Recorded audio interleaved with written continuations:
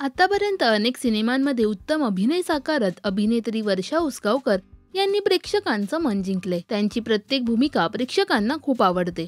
केवळ मराठीच नव्हे तर हिंदी सिनेमांमध्येही त्यांच्या अभिनयाची जादू आपल्याला पाहायला मिळाली. सध्या आपण त्यांना बिग बॉस मराठीच्या घरात कल्ला करताना पाहतोय.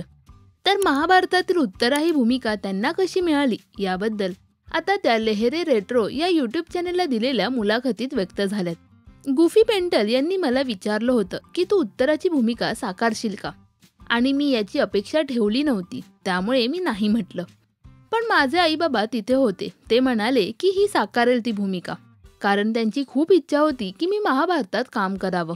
तेव्हाच माझी कोणतीही स्क्रीन टेस्ट न घेता उत्तराच्या भूमिकेसाठी माझं नाव फायनल झालं आणि अशा प्रकारे मी महाभारताचा एक भाग झाली, असं वर्षा उसगावकर यांनी यावेळी म्हटलंय. तर महाभारतामुळे मला एका रात्रीत फेम मिळाला आणि हिंदी फिल्म इंडस्ट्रीकडून मला नोटीस केलं गेलं.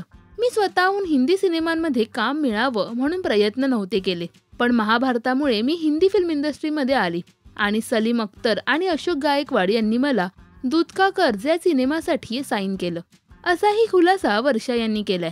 वर्षा उसगावकरांची कोणती भूमिका तुम्हाला सर्वात जास्त आवडते हे आम्हाला कमेंट्समध्ये नक्की सांगा.